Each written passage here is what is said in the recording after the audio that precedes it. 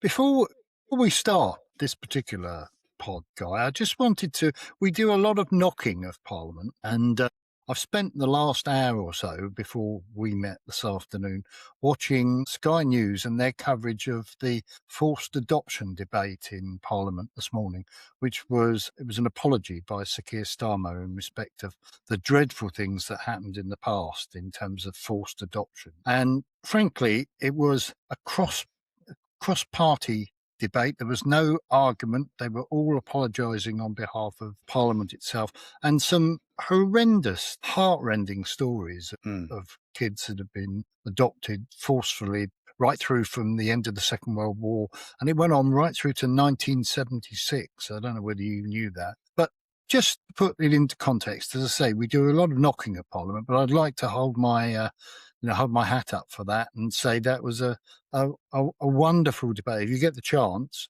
it's about an hour's worth. Give it a listen and see what they have to say. But fair play to the parliamentarians on that. I think they did a very good job. Now, moving on to the issue of the day, we were going to talk about Mr. Burnham's speech.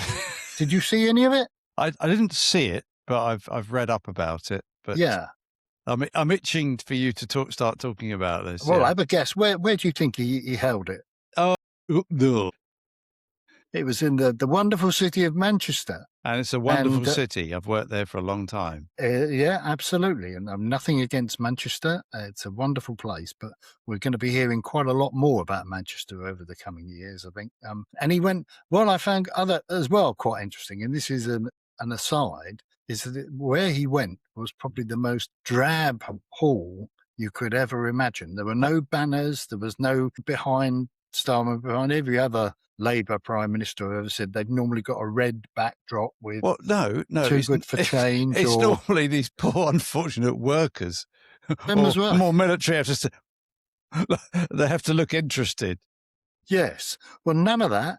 He was in front of this brown wall. Completely brown, I noticed these things, and it had Tudor. Oh, I wonder if it's that in the old town hall, Manchester Town Hall. Yeah, because that's an old building. Yeah, it didn't look like it. It looked a bit run down. Actually, looked like an old scout hut. Was he wearing a suit? No. Well, he was, yes, but he was wearing what he calls his Manchester gear underneath. He blue had shirt, a black T-shirt on underneath. You sure it was black, not blue? Well, it could have been blue. Anyway. We digress. What were the main points of what he had to say? Yes. I picked out the headlines, and then we can go through them afterwards.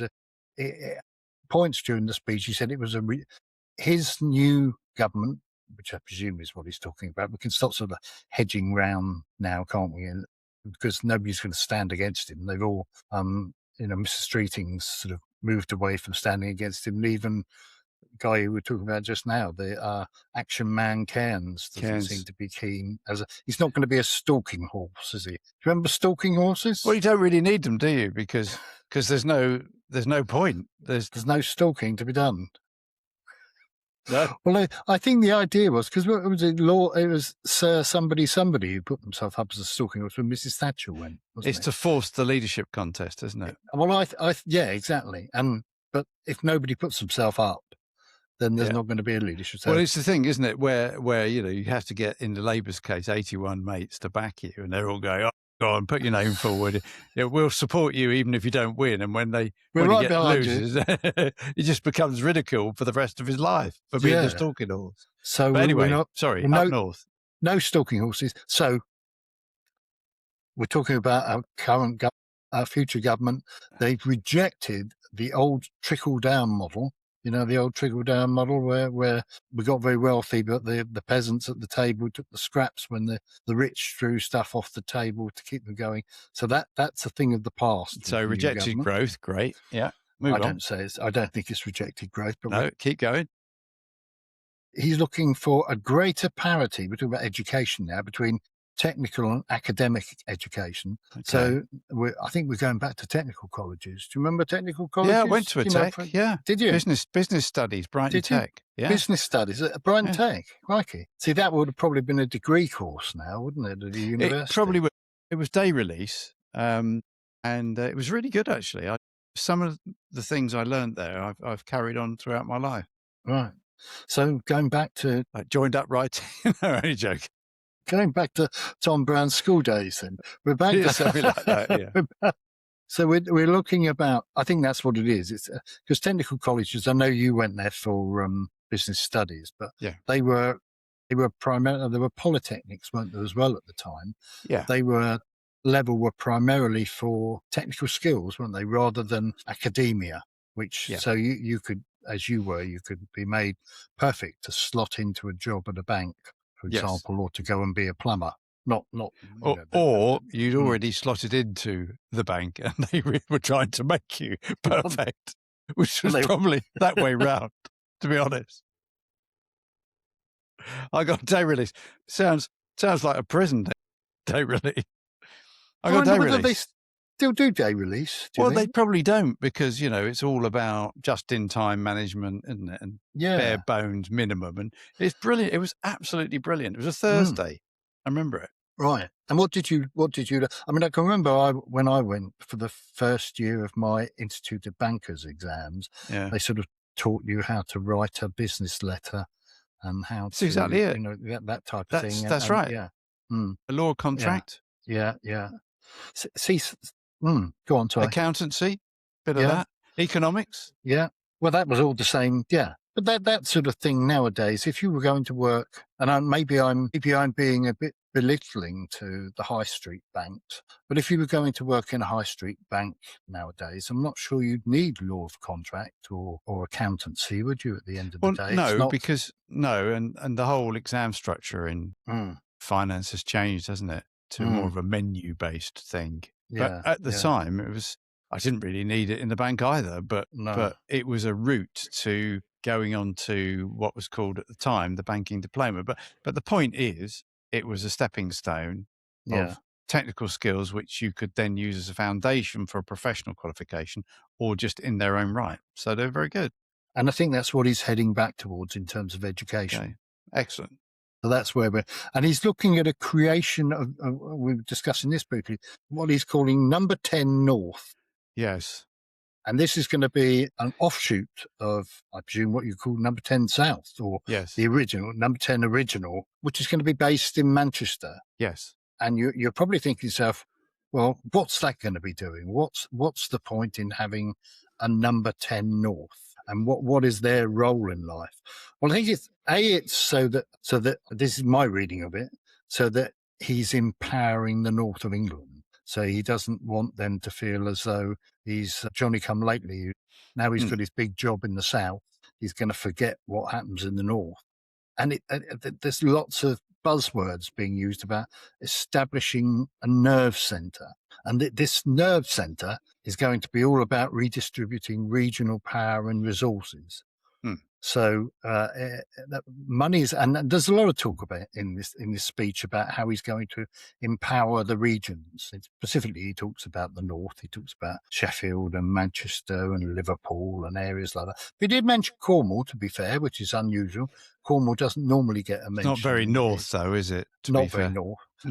No, they're not north. And Wales as well. You mentioned Wales. Okay. But the idea is for radical devolution. Yes, I've heard that. And this is going to lots of money, instead of being spent centrally, is going to be handed out to all these councils, and they're going to decide what to do with it on a regional basis. Yeah.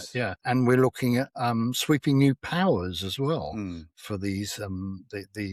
Now, this is sort of like a bit of Back to the Future, isn't it? Because there was you'll remember back in your salad days when you were a child, that the councils used to have a lot of these powers, and they've been slowly sucked back to the centre. They used to control education. They used to control police.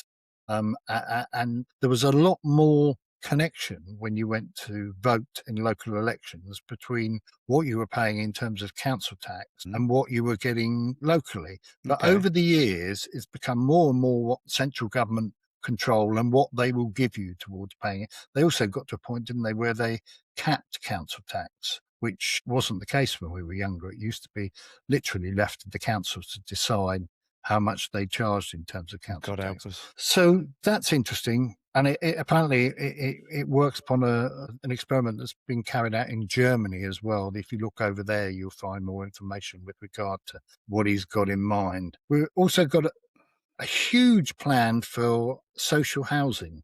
Did you hear about this? Well, this is where he wants to build a load of council houses, isn't it? It is. So just before we move away from, I did hear Andrew Neil, the Andrew Neil, the interviewer, describe the Number 10 of the North as performative nonsense, which I quite enjoyed. And basically saying, can you imagine the next president of America on his first state visit arriving in Manchester Piccadilly, wondering what the hell he's doing there, tripping over all the homeless people, which is unfortunately a fact out there. And I thought about that. If he means it, okay, but if it is just some sort of PR exercise, waste of time and money. I don't think it's going to be the centre of operations. I think that's still going to be Number 10 Downing Street and will ever be Number 10. That's the capital city at the end of the day. I think what it is, it's performative to a degree, but it's also allowing the North to think they've got a centre of importance in Manchester as well. To think they've got one. I do think it's to think that they've got one. I mean, he talks about the Makerfield test, doesn't he, now? He's going to use the Makerfield test on everything to see whether it's value for money and good.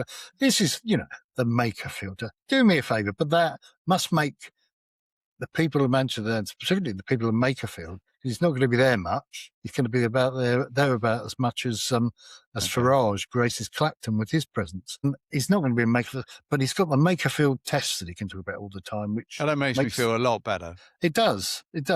Going on, just to cover everything, we've got the as we've spoken before, the public control of utilities and essentials, which we'll see how that all pans out, won't we, at the end of the day? Because I can't see that there's money available to take utilities into. Well, I'll go further. I can see, and there isn't. You cynic. Well, the one that he's probably going to land is Thames Water, because that's going to go pop. Yeah. He won't want it. No. He really, really won't want it. No. So whether they'll package it up and sell it off cheap to someone. Well, I guess this is what that's devolution. He'll hand that over to Sadiq Khan to sort out. There is a point, and before we move on, that I don't know, and forgive me for not knowing, but I don't know the million size of my local council, North Somerset Council's budget, right? But let's just say, for sake of argument, it was 100 million. And let's say, actually, if you divvied up all the budget that comes its way, it becomes 1 billion. I think one of the challenges will be, and it's a really practical thing, is the skills and resources available for a council to manage that size of budget, because it's not chalk and cheese, it's chalk and a cheddar factory, isn't it? It's a different level. And the thing you've got to be careful of is that they then don't, because they'll all need to staff up to manage these budgets. You end up with a cost to serve far, far greater. It sounds good, but there's positives and negatives, and the devil, as always, is in the detail. Yeah, absolutely. One other thing I would leave you with, because I thought it was a good catchphrase. Did you hear how he finished his speech? This was right at the end. No. And when he promised, has he got a new saying? Has he? He promised good growth in every postcode and hope in every heart. Do you like that? Good growth in every postcode and hope in every heart. Yeah. Well,